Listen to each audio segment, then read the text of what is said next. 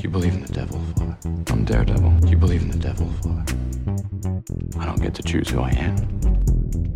My delusion was thinking God had anything to do with it. I'm Daredevil. Daredevil. Daredevil. Not even God can stop that now. Welcome, one and all, to the dingy manager's office of Hell's Kitchen, where the lights are flickering and everyone looks like they've not slept for a week.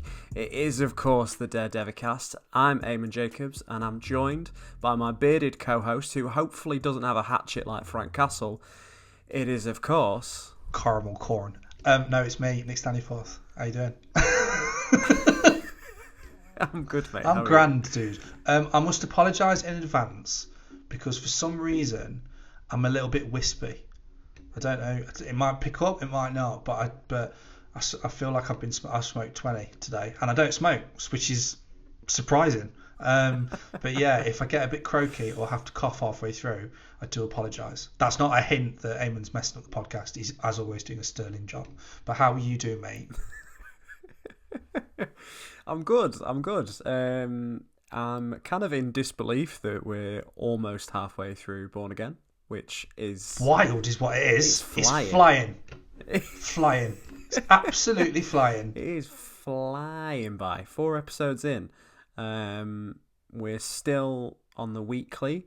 Next week we are doing 5 and 6 back to back, which is a slightly odd sort of structure for Disney to take. Because I feel like we did 1 and 2 back to back, then we've had 3 and 4 weekly, then we're doing 5 and 6 back to back, and then I'm assuming we're going back to the weekly. But it feels very Friendly Neighborhood Spider-Man. They're just like, should we just treat them with stuff? But then, yeah, I'll be interested to see why. Because if I'm totally honest, mate, I know we've said we've seen it all. I'm slowly starting to forget stuff the closer we get to the end. I thought we were watching Batman 66 this week. I was very surprised when Charlie Cox turned up. But yeah, what an episode, Eammon. What an episode, yet again. What an episode. Episode 4, Sic Semper Systema. So this is the episode where Matt starts to look into who killed Hector Ayala in the previous episode. All while Fisk is being tortured by the choiry delights of we built this city. That was fucking brilliant. Jesus. And we get introduced to a new character, Leroy Bradford, who's arrested for stealing some caramel cereal. Caramel corn. You got to say it properly, Eammon. I'm not saying that. You could do that. Jesus. Which starts out pretty funny, but ends up becoming a bit of a heart-wrenching look at the state of poverty in New York, which I didn't really expect, to be honest, when there's a dude sat outside because he'd stolen some cereal. And then, of course, we get the return of a certain punishing individual. That's who it is! Fucking hell! Yeah, banging. I, personally, top-level thoughts, pretty solid episode, to be honest. Not anything in there that I was like... There was nothing egregious. There was nothing like, it's a bit boring. Pretty solid, to be honest. As Eammon often reacts to episodes, it's a bit boring, this. Don't like it. What's going on? There's not enough punishment. To myself. Not enough punishment, not enough devils. Which, again, by the end of the episode, I was like, oh yeah, shit, he's not actually suited up yet. And I'd kind of forgot. I was just like, oh, it's the Marvel lawyer show. It's the Marvel lawyer show, mate. Also, you let me know when we're doing the Heaven and Hell section because I got a nice little nugget for that. But yeah. Well, before we get to that, why don't you tell me your top level thoughts of the episode? My top level thoughts are another consistently good, enjoyable episode. Mm-hmm. Checked all the boxes. Was obviously great to see Charlie Cox and John Bernthal chewing the fat again. Mm-hmm. My issue is, and it's the smallest of issues, and I don't know if I'm alone or what, but like, I just feel this is the first time so far where I'm like, we're treading water a bit here. Like, I do understand that, yeah. Little moments where I was just like, I wasn't necessarily like looking at my watch, but I was just like, I feel like this isn't actually progressing anything. Like, okay. And I'll go into it further in the Heaven and Hell section, but yeah, Shock horror, John Bernthal absolutely smashing it. Just their encounter obviously is brilliant. Few sort of like Fisk is Fisk, and just strange. And I know I spoke about it in the first episode where they have that conversation and he laughs and I was like, I don't like this at all. You're being very strange. The almost comedic element of Fisk sat in a school and then going to the Latvian sort of what's the organisation? Oh, it's the Latvian Heritage Day, and it's just their like embassy, I think. Yeah, that's it. Yeah, like just a very odd scenario to see Wilson Fisk in that like is funny, but I'm like, I don't associate you with humour, so this is really strange. And I don't know if it quite lands because of that reason. Okay. But yeah, still great, man. Still really great little moments.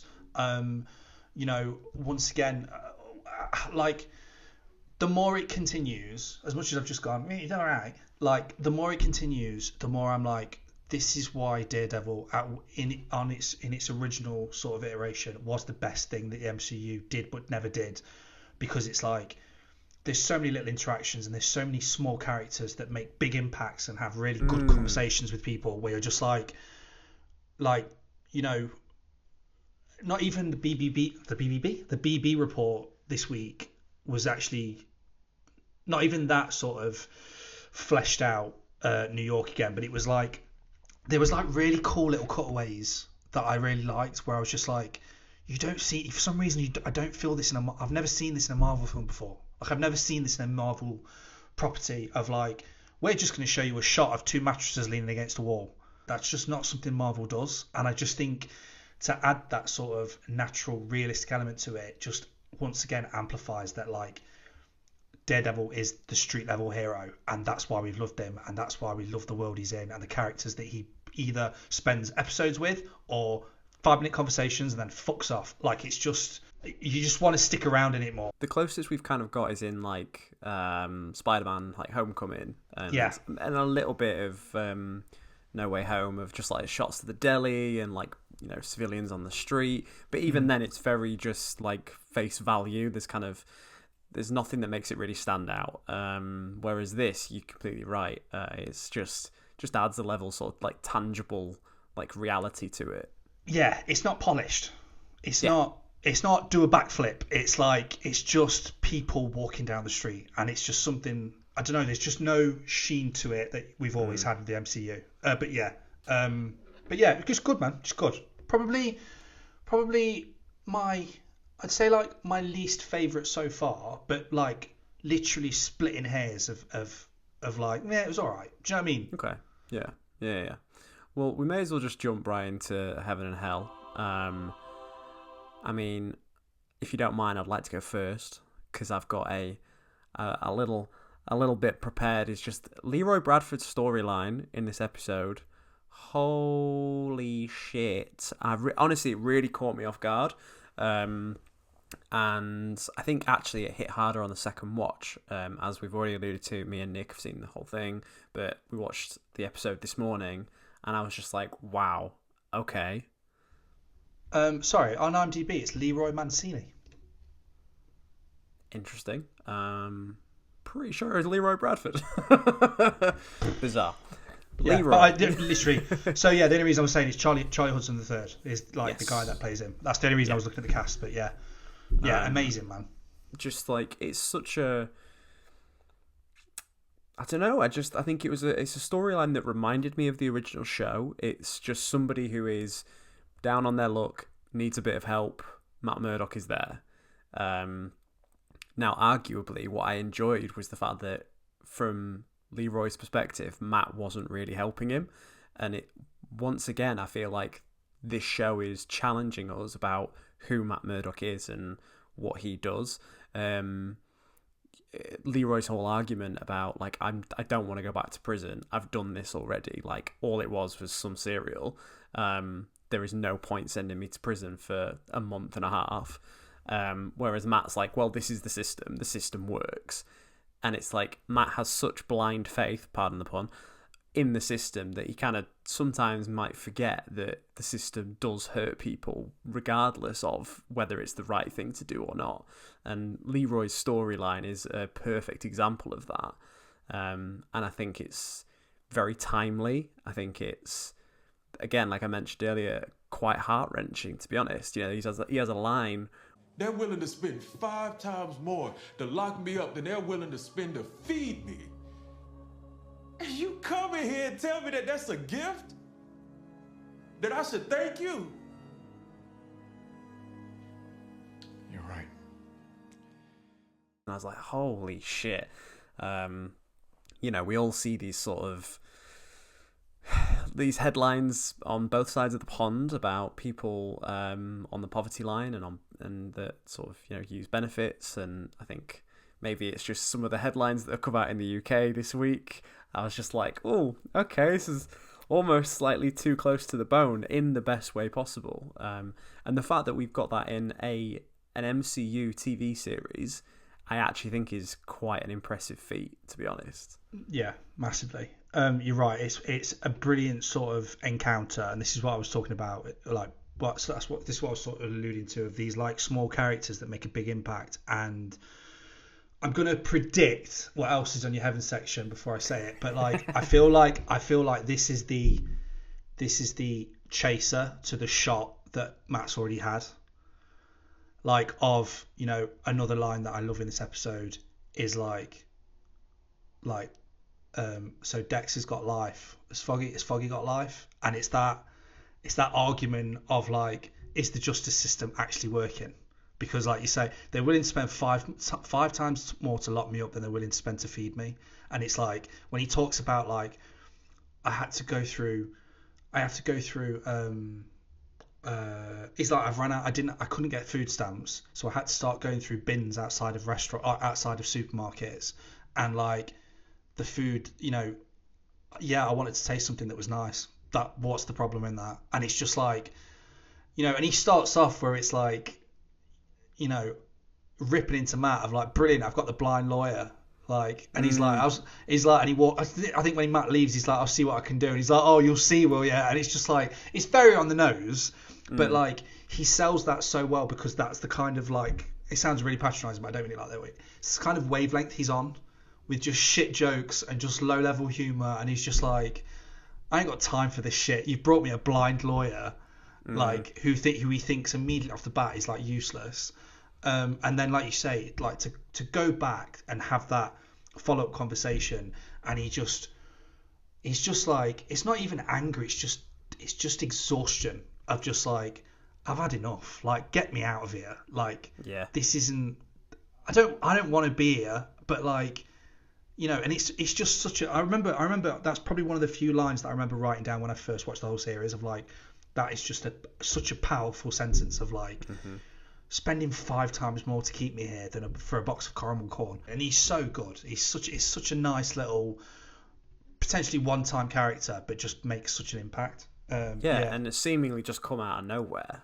And I just, you know, when we saw the trailers, when we saw the promotional material, you know, you're under the impression that this show is all going to be about Bullseye, it's all going to be Kingpin, it's all going to be, you know, Punisher cameos from other, you know, Marvel heroes. I did not expect them to actually commit to what made the Netflix show great. Like you say, the small characters. And this is that moment, and I'm so pleased that they just like nailed the landing. Like, it's just so poignant, and I didn't even kind of clock until you said then that it is such a good, like, two sides of the same coin with the Frank Castle conversation later on. Like, it's just brilliant. Well, this is the other thing as well that I'm a bit like, I'd say confused by. It's like, obviously leading up to the series, we sort of got, you know, we got a bit twitchy over the news that they were like, oh, we're not going to be as talkative as the last season. I'm like, are you sure? Yeah. Like, yeah. This is really odd. Because the showrunner made some sort of comment around the fact that when the Netflix show was at its worst, it was 2 people talking in a room. And to that degree, I'm probably paraphrasing slightly. On those lines, yeah. And we were a bit like, those conversations are great. And yet here they are doing the exact same thing to the same, maybe not prestige degree. That's a little bit, overselling it. But it's still to a very high degree, and to a caliber that we quite often don't get in a Marvel show. Like, you're not getting these sort of intellectual conversations about class and poverty in something like Moon Knight, for example, or even WandaVision, which, as great as it was by the end of it still very CGI smashy. It was just that, but again, obviously that had its own moments of brilliance. But yeah, I just think that it's kind of funny that they were so adamant that it was not going to be a talky. Well, I mean, you don't know if, like, you sort of, I don't know, maybe they were worried that, I don't know, they were so focused on, we need to make sure this is a violent fucking, like, gig, that we can't sell that there are chats in it. But then, like, it's weird that when you're comparing it to other stuff, I don't know why, I got a very strong vibe of Zemo's conversation with T'Challa in Civil War, where it's like, there's no right or wrong here. Well, there is, obviously, but do you know what I mean? Like, it's that grey area that we're lingering in, that we regularly do in Matt's like world and stuff. But I also think, like, I would say legitimately, like, it's probably on par with his conversation with Hector before the court visit, where it's just like, you are really getting to know this guy who doesn't want to be here, who's had to do something that's got him in trouble. It's not like, we compare it, like you brought him up last week about the guy in the bowling alley from the Netflix Daredevil series, where it's like, you're a mental, like, you are absolutely, you fully intended to be here to deliver a message, or set this situation up, and it's just, this is not the case. Like, this is the low level, these are the people on the ground that will use Skrulls as a defense to try and get out of the trial. But again, this is just like the perfect example of how this conversation was so brilliant, because it's like, again, you're on one end of the scale, you have genuine emotion and desperation, exhaustion, and you've got this one line that is could have been a Skrull. Could it have been a Skrull? No. Wasn't. Yeah, that was it. Moving on. Straight away, like, moving on. Yeah. And I was just like, again, you managed to encapsulate so much with so little time, realistically, that, just fantastic. Also, I feel like that was the MCU equivalent of, never mind, moving on, of Secret Invasion. Yeah.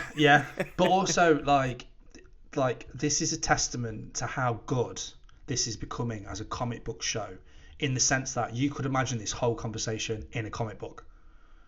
Like, I know that sounds really stupid, but it fits. Like, and the fact they just dropped that in. It precisely puts it in the MCU without having to go, hey, look, there's a green dude over there. Do you know what I mean? Like, it's not needed. It's just great. I just loved it. And the fact that you also get this little slice of Matt Murdock showing off his charm with the lady in the court. So fantastic. Good. So good. Where he's like, you've eaten honeycomb for breakfast, and she's like, oh, it's so good. He's Matt, you little scoundrel. Yeah, like sat at the table as well, where he's like, is he really? Hey, do you know what? I'm gonna make 20 days.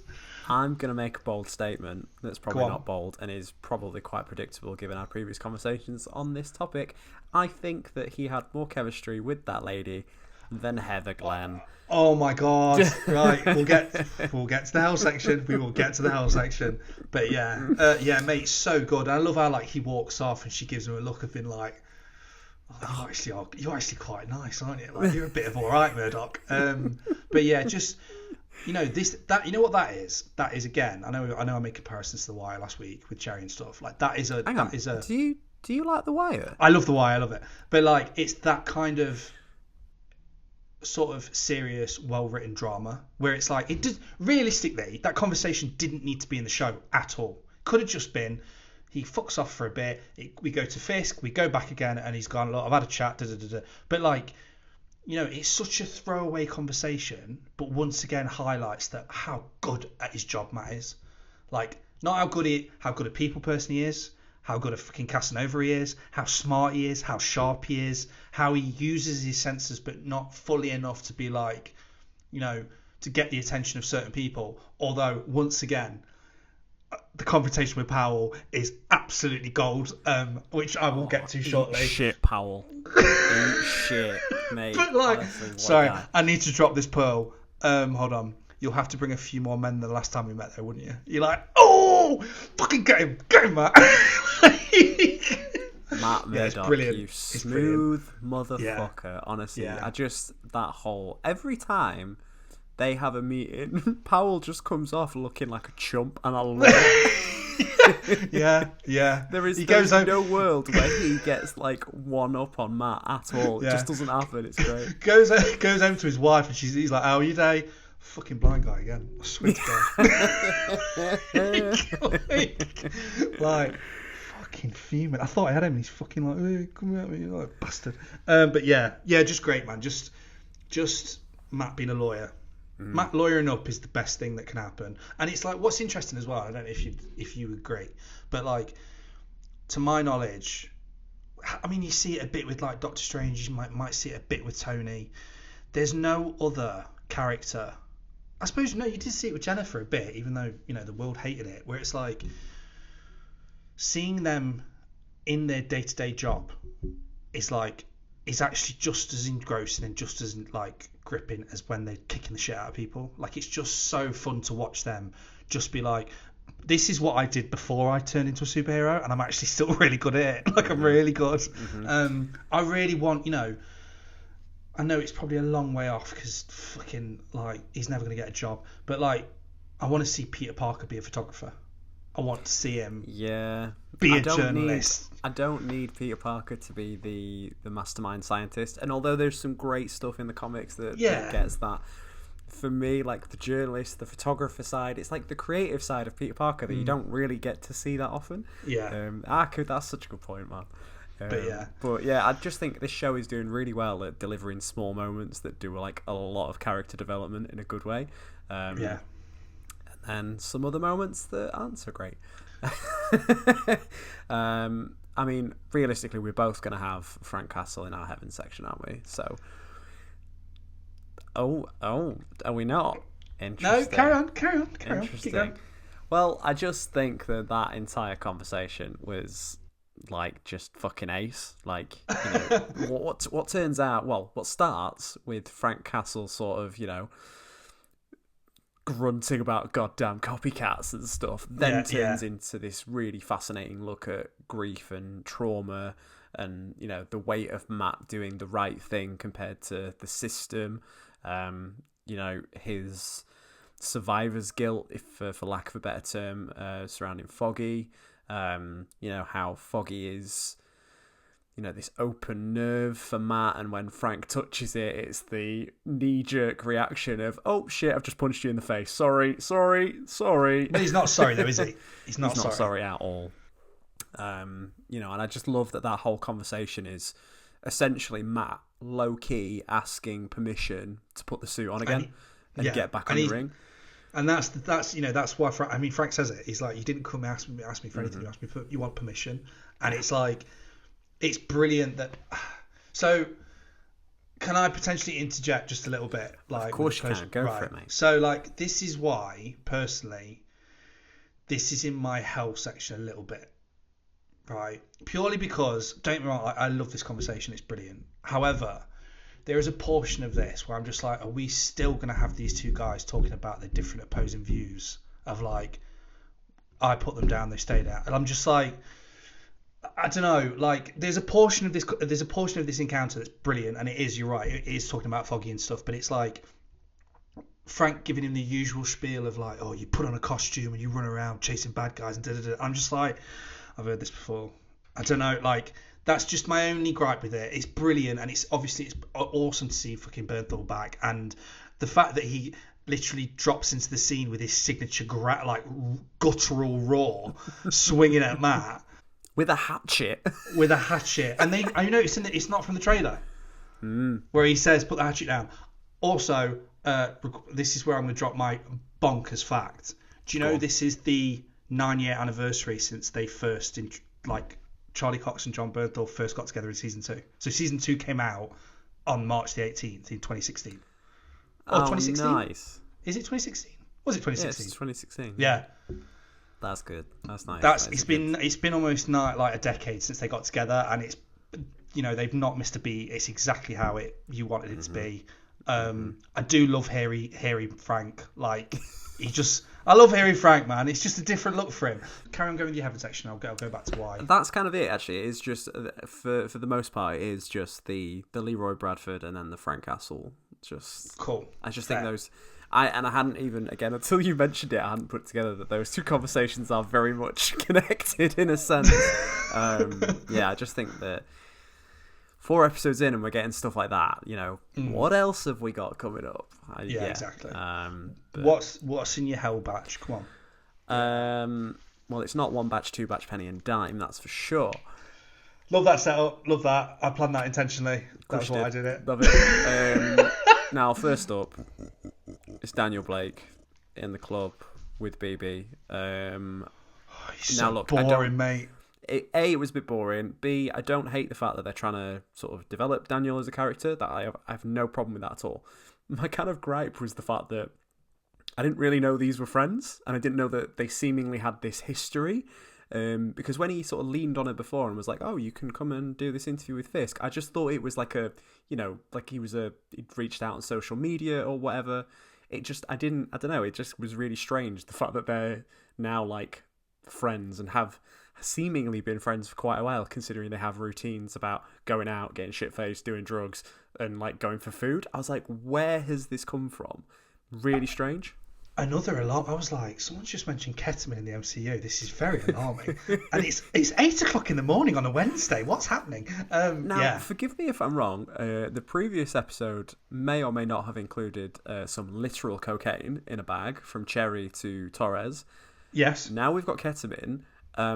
Now, I'm pretty sure Ryan Reynolds said there was a cocaine rule that Kevin Feige had enforced. Has Daredevil somehow lawyered his way around? I was about to say, man, if there's anyone can get around it, it's probably Matt Murdock.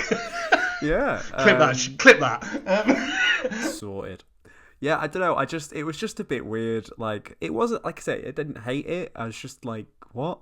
Really confused me for a second. Again, this is what I was going with the sort of treading water bit, where I'm like, nothing's really happening with him. Like, nothing, like, I was like, what's happening here? Do they like each other? Is she trying to get closer to him so she can get closer to Kingpin and then therefore, you know, get some justice for her uncle? Like, it was just flat. Like, there was nothing. You know, we talk about Frank and we talk about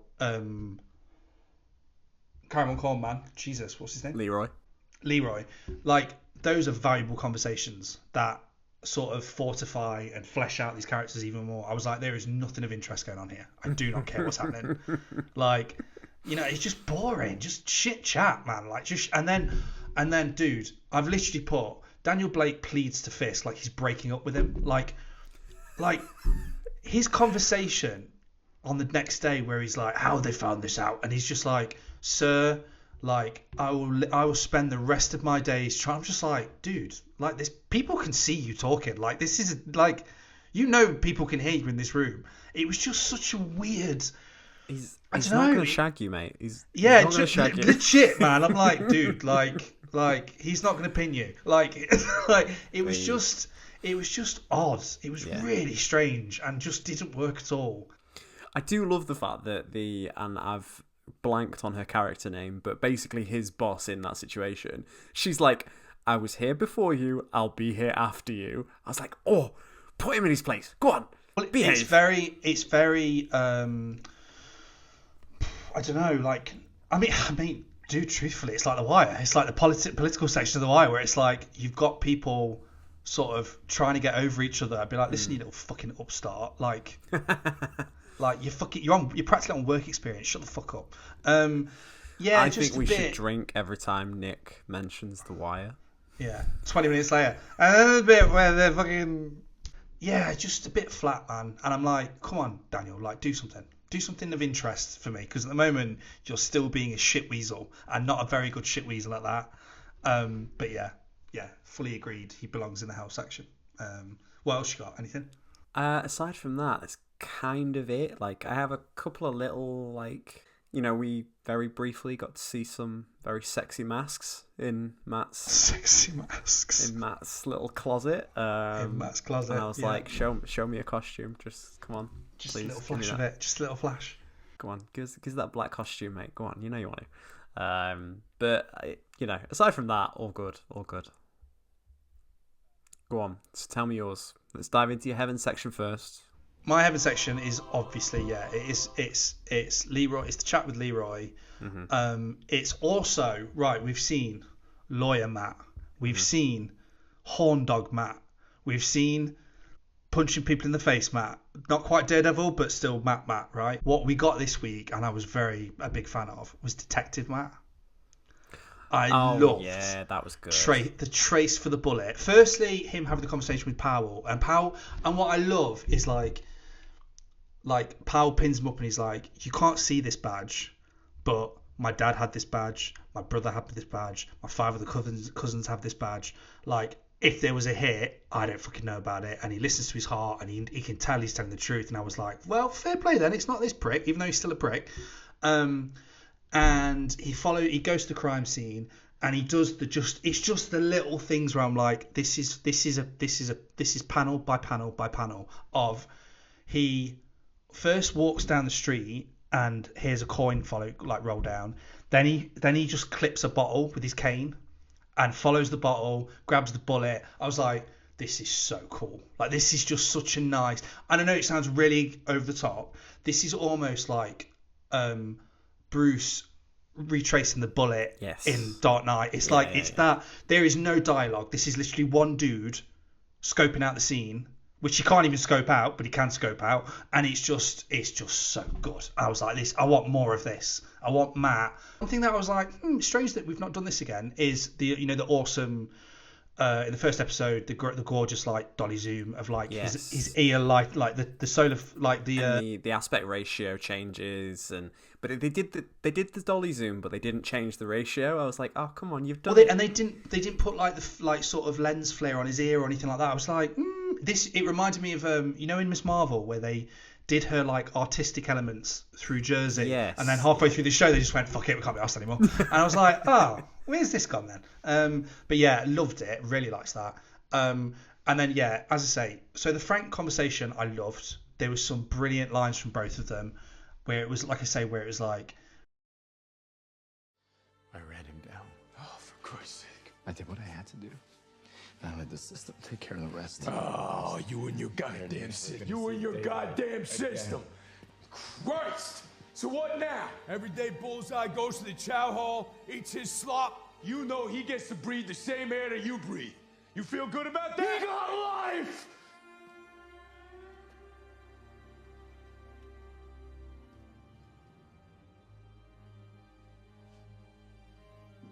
How about old Foggy? He got life. Fucking hell, Frank, like, stick the knife in, son. And it's like, say his name. And it's like, there's almost, what I love is like, obviously these two guys are never really going to see truly eye to eye, right? They never will. They never will. But they'll put up with each other maybe, but... And that's what I mean. There's like a small portion of respect between the two, where it's like, where, fucking hell, where Frank's like, you know what happens when I do this is I hear my son say, get him, Dad, get him, Dad. And I'm like, dude, that's fucked up. Like, because I'm pretty sure your son wouldn't say that, but like, understandably, you have been that scarred for life by an incident that's turned you into the monster you are. That, you probably do hear that. in fact, you probably, Frank, you hear a few more voices than you should be. But like, it was just a great conversation. My issue with this is that, as I've said, the sort of portions of it where we've had this conversation with before on the rooftop, and it was better executed, if I'm totally honest. On top of that, that's what I do, right? Which is Frank says that to Matt, right? And then Matt's like, what have you actually been doing? And I'm like, you know what, Frank? What have you actually been doing? Because one thing that I've noticed through the show so far is Fisk is proper hammering the message home of like, we don't like vigilantes. And I'm like, we've seen one so far. And I'm like I would have preferred it if there was something out on the radar that Frank is still active. Do you know what I mean? Like Yeah. from the beginning, or not from the beginning, after post, 1 year later, Frank's still active and doing his thing, but Matt's like kept his distance to some degree, right? So that when this encounter happens, it feels like we've said in the past, and what the shows have done so often, is there's a level of being organic about this. So for him to just go bullet upon like straight for him, I was just like, what have you, like, he's got fucking P90s and guns like dressed all across his wall. I'm like, what have you been doing? Because you look like a hermit, so you've not been active. But like he says, that's why I do what I do. But like, there's no, I've been off the radar for a bit or whatever, so it can't be me sort of thing. It's like the way they establish it just sounds like Frank is currently in action and he's not. Do you know what I mean? It sends mixed messages is what I was getting at, and I just felt it was a bit strange. But that might just be me. Yeah, I feel like, and I could be misremembering, that when Fisk does his initial speech, he does mention a guy with the skull on his chest. And he mentions other dudes with spiders on their chests as well. He does indeed. So I guess, you could stretch to be like, oh, he's doing something. But equally, that he could be attributing something to Frank that was done by the clearly corrupt police officers. Yeah. So who knows? But we do know that obviously Punisher is getting a standalone special. Oh, mate. Oh boy! So it's not impossible that it might be a prequel, and it could bridge the gap. And we'll see what Frank's been up to. I hope we get some of the I can't remember the crime family's name. The Maggia, I think it's the Maggia. Just thinking of the infamous polar bear scene from the Garth Ennis Punisher run. If you know what that is, then that's some fucked up shit. Yeah. I mean, like I say, it's great, but it just sits. And again, I seem to have consistently with this so far every week is like there's always a moment for me that is both heaven and hell where I'm like, this is really good, but you're fucking up somewhere, and it's grating on me a bit. But yeah, so those are my heaven sections. My hell section is shock horror. Yes, it is Heather and fucking Matt, where he comes home and she's there, and she's like, it's just like, what are we doing? Like, I just don't believe it. I just do not believe it in the slightest, and it's so weird because like, Eamon, right? Me and you are making a Daredevil show, right? Imagine, picture the scene, right? And we're like, we need a new love interest for Mr. Murdoch, right? Let's get someone in, right? Should we do a chemistry test? Nah, fuck a chemistry test, mate. She'll just get her in. Just do it. That's legitimately what it feels like. Because whatever chemistry test they may have taken, they fucking failed it. Like, it's just nothing. It's really strange. And every time I see him, I'm like, fucking hell, I miss Karen. Like, I know. And again, I guess there's a little bit of like bias there of like, Karen was amazing in the original show. She's only been in this for, an episode and a bit. Like, but they had chemistry. I know, yeah, definitely. I would much rather Karen be in this. I just think that like Heather she's clearly integral to like the Fisk thing, and I understand her place in that. But you could have still included that story, and you could have led up to the relationship. I think my issue is they just jumped right in with a relationship, and it's like there's been no build up. There's been she's got a key to his flat. Yeah. Like, we are on episode 4. This is bonkers. But then also we brought up like you're saying, it is key to the Fisk sort of Vanessa issue. But even that, dude, right now. If I'm going to take a shot every time I mention The Wire, I probably should take a shot every time I mention The Sopranos as well, which is probably, I expect, to only grow as this show progresses. Because the couples therapy thing, again, I'm like, really strange. This is really, like, I am trying to be a stand-up guy, and step away from that life. And it just doesn't work. Like, for me, I'm just like, this is really odd. It's a bit funny. It's like comedic, but not comedic. Like when they both say, business. They both say business. Yeah. I was like, I'm like, why am I laughing at this? This is really strange. And But I guess maybe And- that's the point. It was a little bit unsettling, like, to see Yeah. them both in that situation. Yeah. I have to say, like, this episode made me come up with a theory, and then by the end of the episode, instantly debunked that theory, because they just start discussing Adam, who is somebody that Vanessa had an affair with, and I was like, oh, is Adam going to turn out to be Muse, maybe? You know, after all, like, neither of them seemingly know where he is. You know, the random kid approached Heather to sign a book. I was like, is that why Muse is going after Kingpin's legacy? Because he had an affair with Vanessa? Like, he was an artist. He's really good with his hands. See? Nah. You know... Listeners, you can't see this. Eamon's pulled a board out with loads of red string around it, and he's just pointing at all the shit. But yeah. But no, Adam is locked up in a cage, and Fisk eats food and watches him struggle. Goes all Buffalo Bill on him. Yeah, goes old Kingpin basically. Yeah. And it's like the subtle nod that these two are one and the same, because Matt's up on a rooftop swinging his fucking like billy clubs around, and then Kingpin's just like, "You alright, Adam? How you been?" And he's just like, "Let me out, just let me out." How's your cage, lad? How's your cage, kid? Looks a bit cramped.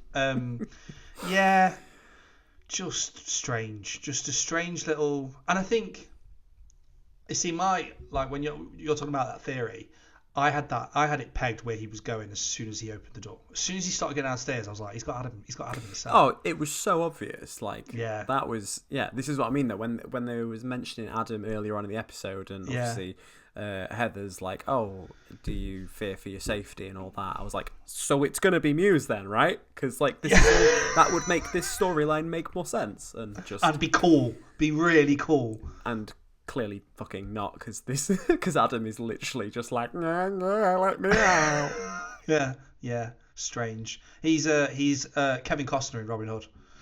Folks, you deep cut, but you know that. He's just got the great big bushy beard, and just. Of course, the lad from Nottingham brings up fucking Kevin Costner and Robin Hood. Standard. But yeah. Sake. So yeah, and then obviously Daniel Blake being a twat.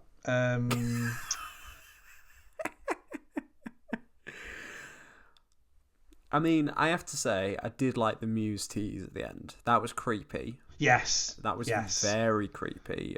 Talk about building an atmosphere and teasing a big villain, which I was like quite impressed with. If they keep up that trajectory, then we'll be in for a winner. But yeah, the blood draining was delightful. Ooh, that was sticky. Yeah. It was sticky. It was sticky, Eamon. You are correct. And there was the thing that they did really quickly, and I wish they'd kind of lingered on the horror of it a bit more. There were bodies hanging from the ceiling. Yeah. I was like, oh, cool. Just like we're going full serial killer then. Yeah. Nice. Yeah. That was sick. I really appreciate it, and I love the fact that you could see his mask like breathing in and out. That was just made it feel a bit gross. Just lovely. Another honourable mention. I think we've got our first of the show When I Was a Boy. We did indeed. I was like, of course, there we go. Oh. And then it's interesting the way it's like, is that another hint that he's going back to his old ways? Because he's looking in the past, he's looking in the history, and I'm like, you can't let go of what's happened to you at all, can you? And in fact, for that reason, that's why you've got a bloke in a basement. And realistically, that is why he should still be in therapy. Like, yeah. And I mean, and prison, mate. Because that's one thing that's great on me as well. I'm just like, how did he get out of prison? Please explain to me. It's been another week. No one said anything. It's very frustrating. But like, if we're gonna compare it to current events, we watched a dude skim a fucking trial, and now he's in a really high place in politics. What's happened to this dude? How did he get out? Like, maybe that's the very point. strange. Maybe it's it doesn't matter. Like, I know it's a cop out, but it's just like because he's for the word of the week last week, he's slimy. He can do, he just has the means to do so. But yeah, it would be nice to get a little bit of clarification on that, I guess. But I have to say I only twigged at the end of the episode, as I mentioned earlier, that we didn't get an actual Daredevil appearance, and I'm just like, No. when is that happening? Because clearly now that Matt is, he's practicing with the billy clubs, he's looking at his old costumes, it's going to happen soon. I just kind of wonder what the specific call to action is going to be. Is he going to have a test run? Is something going to happen where he's going to be like, oh shit? So hopefully next episode, that'd be good. We shall see. So next week, 5 and 6. Next week is 5 and 6. It's a back-to-backer. Interessant. So then 3 episodes after that. Yeah. Oh, bloody hell, God, that's weird. It's moving quick, isn't it? But yeah, mate. Decent, good watch. Would recommend. Daredevil is still all right. Yeah. How many billy clubs out of 5 are you giving it? Oh, that's a good question. Right. Hold on. I would give it... Can we do halves? We can do halves because billy clubs split in 2. They do split in 2. Right, so I would say episode 1 was 5 billy clubs. Mm-hmm. Episode 2 was 4 billy clubs. Mm-hmm. Episode... Why am I slowing down? Episode 3, Nick's powering down. Episode 3 was last week's. It was indeed. I would say that's 4.5 billy clubs. Oh. This is 3.5 billy clubs for me. Okay, nice. What would you say? So I'd say episode 1 is 5 billy clubs. Episode 2, I would say 3 billy clubs, but just. Episode 3, 4.5 billy clubs, and episode 4, I'm gonna go 3.5 billy clubs as well. That feels a bit safe. That feels good. That's because it was good. It was solid. I really enjoyed it, but it didn't quite reach the heights like overall, even though it had some like really great moments. But yeah, I'm just happy to see Matt Murdock kicking about sometimes. Even though I'm desperate to see Daredevil, it is just good seeing Matt Murdocking about. Matt Murdocking about, standing by the docks. He might be at the docks. Matt Murdock might be at the dock, and that'll be a Matt Murdock dock. I feel like we're slowly going more delusional with every episode. I feel like we're going to be like rocking in a corner by the time that A, we get to the finale, and B, we get drunk and watch Ben Affleck's Daredevil, because that will happen. We are doing that. Will happen. We're committing to that. I'm very excited. But yeah, shall we leave it there, Petal? I think so. It's been a good one. It has been a good one. If you've enjoyed this episode, please give us a little review on your podcast provider of choice. That'd be really nice. 5 stars, please. Because don't do 3 stars. Billy clubs. Billy clubs, because who would do that? You can follow us on X, Threads, Instagram, TikTok at Daredevicast. You can find me at Eammon Jacobs. You can find Nick.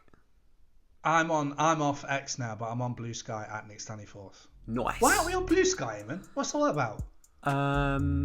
Because there is no reason why we're not on Blue Sky. All right, make us a Blue Sky account then, Nick. But yeah, I'm on there. If I'm on Instagram, yell at me there. But yeah, this has been a treat as always. Perfect. I'm off to go eat some caramel corn, mate.